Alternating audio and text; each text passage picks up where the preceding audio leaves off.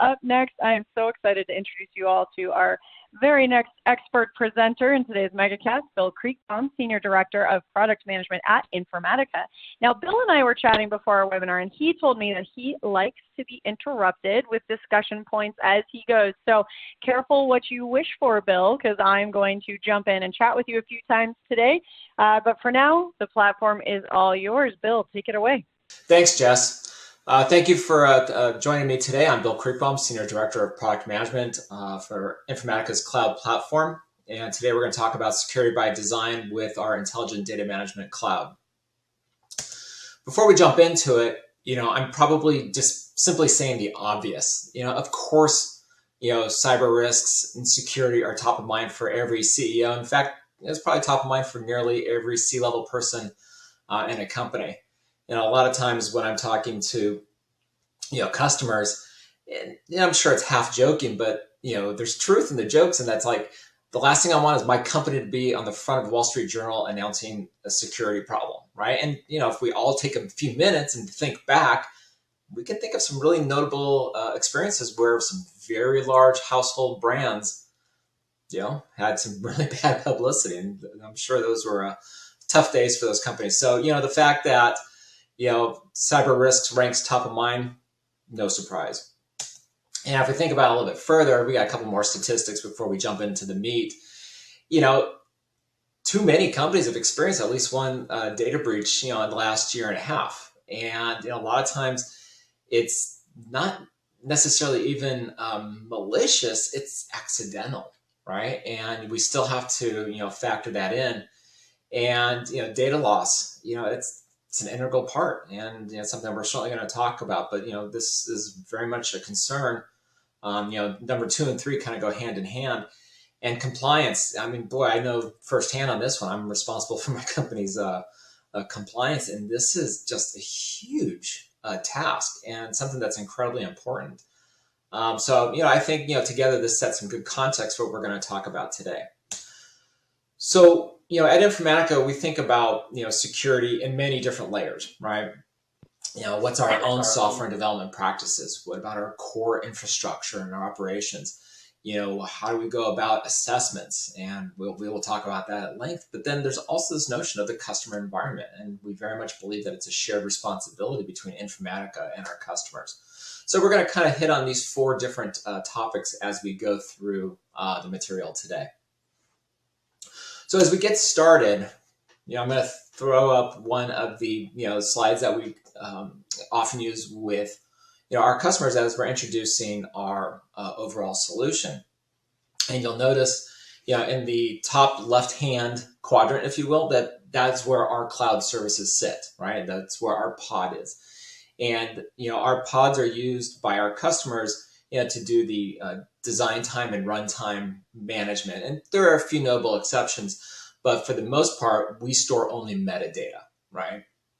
And we have our master data management product that also stores customer data. But for today, I'm going to really be focusing exclusively on our data management cloud. And on the top right quadrant, you'll see a lot of your cloud's infrastructure and services, whether it's Amazon, Google, or Azure, or Salesforce, or Marketo, or Workday. These are the cloud systems that you're connecting to. But then below the dotted line, which represents your firewall, you'll see that the bulk of the work is actually happening inside of our customer environments, right? Individual users, log into our cloud environments to design and manage the workloads, but the execution, which is really represented in the middle by the secure agent, is working either for customers with data behind their firewall in that environment, or within the context of their cloud VPC, which is of course protected by your overall security context. And one of our fundamental tenets is to allow our customers to deploy the runtime, at the scale, the performance, and security context that makes most sense for our customers. But regardless of the deployment method, you'll see that we, utilize, best practices from an encryption and protocol perspective. And one of the things I'd like to invite you right on from the beginning of today, and I'll remind you towards the end, is check out our IDMC security architecture white paper. You can see the QR code in the bottom right. This is a document that goes very much in depth to this overall architecture. Hey, Bill, I'm sorry to interject there because that's a really neat resource, and I want to make sure that everyone takes a second now and scans that QR code. So if we leave that slide up, do you mind if I ask you a question? Take a quick pause here for a question break. Please. Okay, I'm wondering, I think a lot of companies out there and potentially some folks in the audience are thinking that they have policies that are governing the way that they retain control of their data and basically really insisting that they are able to retain control of their data at all times. Right. So as a cloud data management solution, how can you support these organizations and specifically when it comes to those sorts of what could be seen as maybe more restrictive policies around that? Sure. It's a great question. It's one I get asked multiple times a week when I'm speaking with customers. And it really comes down to the customer's ability to choose where the runtime is executed. So in the middle of the screen, you'll see it's a secure agent. And we have multiple varieties of runtimes, but today I'm going to focus on the secure agent. And let's say, for example, a customer has a Salesforce subscription, and they want to move the data into Amazon S3. In that scenario, what we would recommend is that the customer deploys the secure agent inside their Amazon VPC environment.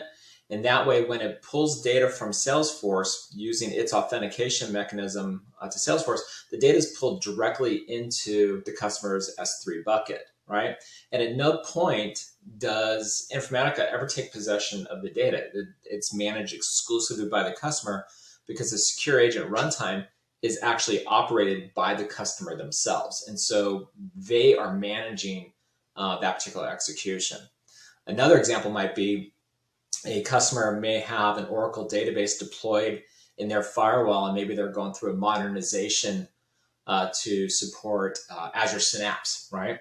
And that particular scenario, the customer may have a direct connect between their on-prem environment and Azure. And if they deploy the secure agent either on-prem or in the cloud, and we probably recommend to put it into their Azure VPC, again, the whole execution and network traffic is within the customer security context. And so it's really the secure agent that gives a customer that flexibility to always maintain control and possession of their data. Well, let's go ahead and keep moving forward. And for those of you that have been doing security for some time, I'm certain that you've seen different iterations of this slide, but this is defense in depth, right? And I remember the first time I heard this many years ago, where somebody said it's just kind of like think of a king and a queen and a castle. First, you put it inside of a castle with really thick walls, and then you build walls around the entire castle complex, and then you put a moat, and then you put some alligators in the moat, and then you clear the fields for 100 yards, and then you put sharpshooters on the towers, and then you put additional protection out in the forest, and it's like layer after layer. And it's every time I do this kind of presentation, I can't help tell that story because I like it so much. But from our perspective, we always start from the inside and work our way out, right? And if you start in the middle with our customers' environment and their data, you then look at how we then layer in the protection all the way through our entire solution, whether it's the transport and protocol level, protecting their metadata, accessing the application, the platform capabilities, and then moving further out into the network and the physical aspects, as well as our governance and operational controls. And this is something that, and we'll talk a little bit more about this later, but this is a heavily tested principle at Informatica. When we look later in the presentation, we have many different certifications and standards that we adhere to and are certified for. And part of that certification really demonstrates the fact that this aspect of our approach to security is scrutinized repeatedly. So let's talk a little bit about our software and development practices, because this is really a fundamental aspect to providing a secure solution for our customers. And first and foremost is doing regular security architecture design reviews. I mean, we have an incredibly talented set of architects within the company, and we're constantly doing peer reviews across different organizations, constantly challenging each other, constantly looking at new patterns, to make sure that we're adhering to those best practices and fundamentally looking for ways to provide the most secure solutions for our customers. Then our secure coding procedures follow standard OWASP standards. We do manual code reviews, and I can go through it and list the bullets. I think the important part is that if you look at the breadth of the practices that we have, it's a healthy mix of manual reviews by talented, experienced engineers and operational personnel, automated scanning, following best practices. And again, all of these taken together are then scrutinized by the many different auditors that we have to work with constantly throughout the year. I mean, it's a constant state of verification. So I think this is a very important part of our overall approach to delivering a secure solution for our customers. Hey, Bill, you just said best practices, and I'm going to ask you to pause quickly there, and I'd like to expand on that a little bit. I'm wondering if you could provide for the audience here, in your experience, what are the best practices for any organizations out there that are using IDMC to secure their software development lifecycle, or SDLC, since we love a good acronym here in the tech space, and especially if they're kind of thinking from development through to production deployment? Sure. No, that's a great question. And the reality is it actually will mirror a lot of what I'm showing here, but for themselves, right? And a lot of it comes down to isolation or separation of duties, right? And so from an IDMC perspective, there of course is the ability to have isolated roles to be responsible for deployment versus development, which is a best practice. But customers using our solution can also create different orgs, right? And think about them as the environment that you execute and build in. So many of our customers who have very well-defined best practice SDLC rigor, they'll have a development environment, a test environment, a UAT environment, and a production environment. And for UAT and production, developers will never have access to them. They literally cannot log into them because it's an isolation scenario, right, where you're able to segment or separate those duties, right? Not to mention, it's just good practice. It's really efficient for customers to promote their code between dev, test, UAT, and production. Furthermore, with that segmentation of environments, you can really lock down the production environment and turn off a lot of features that are only applicable to development practices, completely restrict who has access to it, etc. So that's kind of like at the macro level, but you can even go down a little bit further. We have fine-grained permission control at the project folder and asset level. And so you can, further restrict, access to development. Say for example, a company wants to do it by line of business. So you can have a project associated with, HR, another one associated with finance, sales, development, etc., and really restrict. And you can still have, another or project where it's a little more generic. Maybe you have a lot of shared assets there, but maybe some of the more sensitive workflows are governed with a much more fine-grained access policy. This is probably a webinar in and of itself. So that's kind of like a high-level answer. Well, that's great. We'll have you back on for that one another time. So this one is a little bit, dense in terms of the slides, so apologies. But it's a really important aspect because we do have this shared responsibility with our customers where, as a hybrid environment, they're responsible for running the secure agent. A lot of times we get questions, well, how do we know that the secure agent is secure?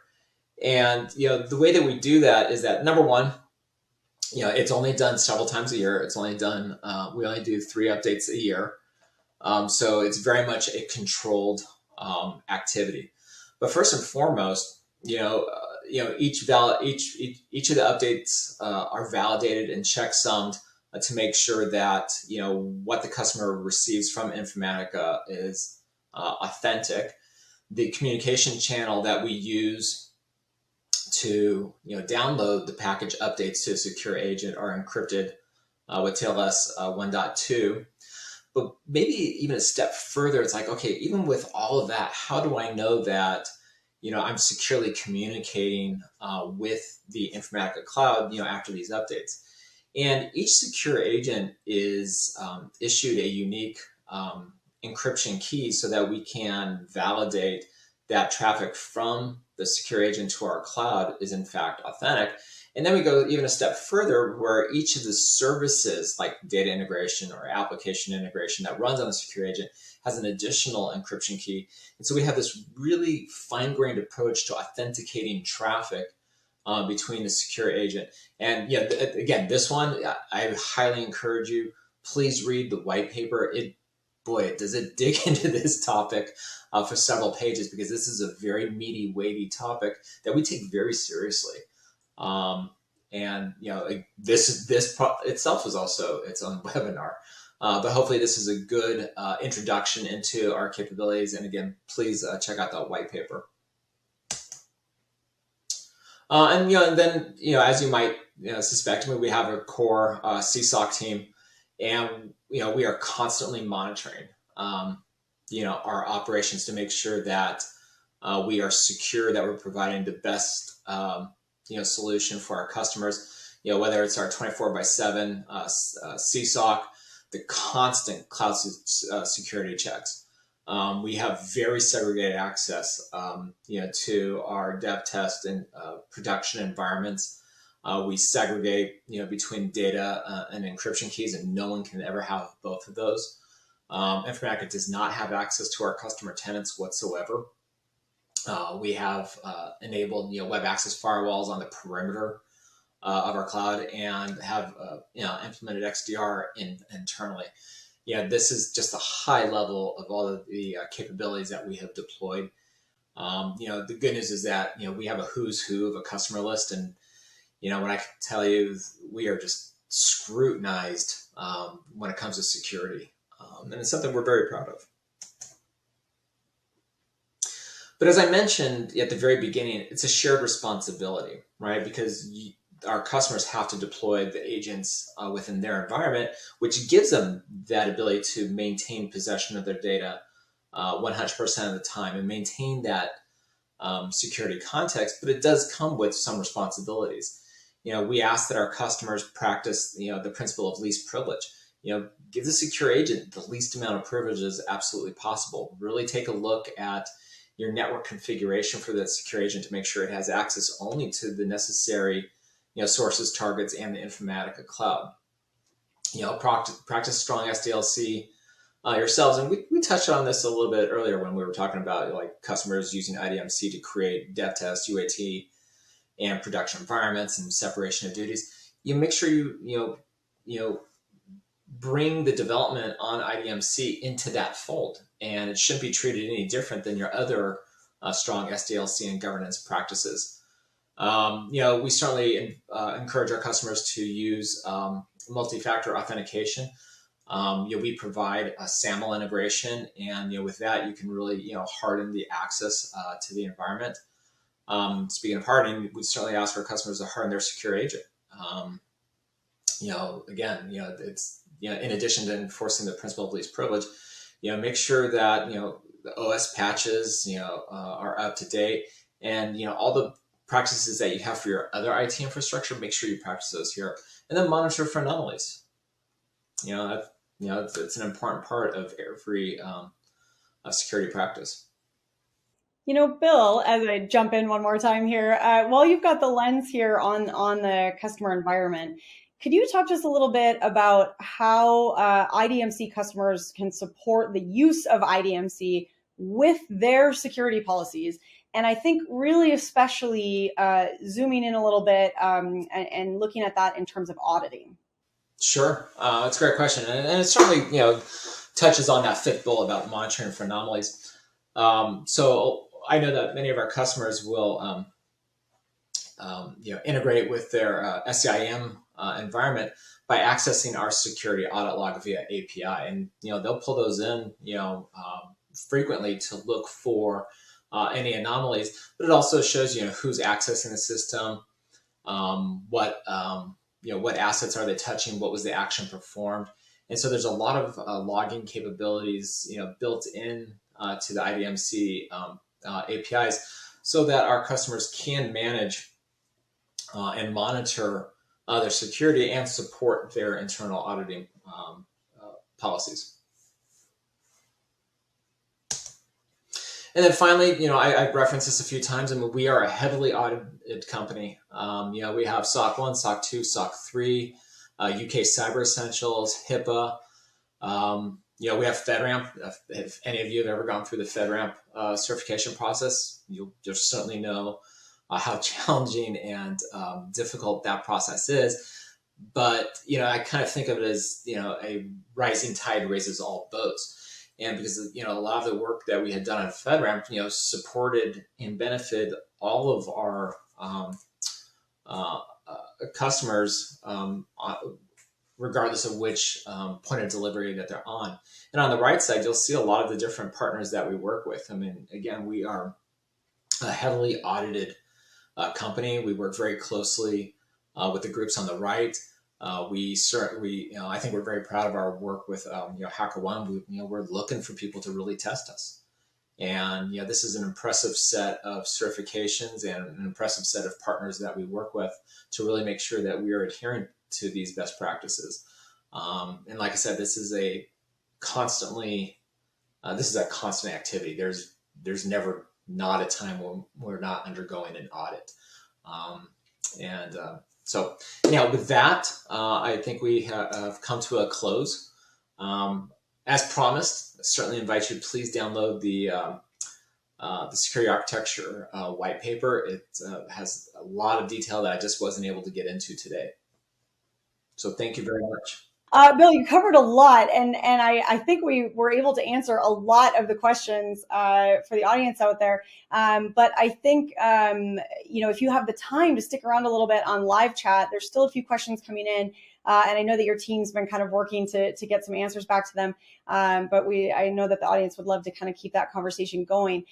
Before you run away, though, I'm going to sneak in. We've got just a little bit of time left, so I'm going to throw two more questions at you.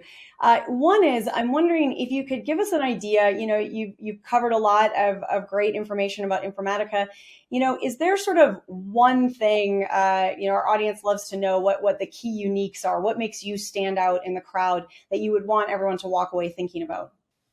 Well, when talking about, Informatica's data management cloud, I think the one thing that I would certainly highlight is the fact that we have a complete breadth of solutions to support our customers' many use cases. We don't have just data integration or just ingestion or just data quality. We have them all together. And that allows our customers to adopt, the services needed for individual use cases without having to go to another vendor, right? They get to avoid a separate procurement process. They get to avoid, ironically, an integration project between multiple vendor systems. And with our consumption model, all the services are available, when they subscribe to IDMC. And so it gives our customers a tremendous amount of flexibility to adopt and to grow and to adapt to the use cases within their business very easily. Okay, well, easy is good. That's always great. And I said I was going to keep it to two, and I will. The last question that I want to ask you is for anyone out there that is really intrigued and looking to kind of get started with Informatica. What do you recommend? What is their first step to get rolling? Well, for this particular audience, of course, I'd recommend that they take a look at the white paper here on the screen. But definitely go take a look at Informatica.com, right? There's a ton of information, lots of demos, videos, white papers, case studies. So that's a great place to get started. Well, I love that. Nice and easy. Lots of good takeaways. Bill, thank you again for some incredible information. I really enjoyed being able to jump in and interrupt you and ask questions. This has been a lot of fun for me. And I know the audience has gotten a lot out of it as well. So thank you for that. And thank you to you and the team for sticking around on live chat. I know we're going to have some great conversations going there. So keep those questions coming in. And it's been an absolute pleasure, Bill. Great. Thanks, Jess. Likewise.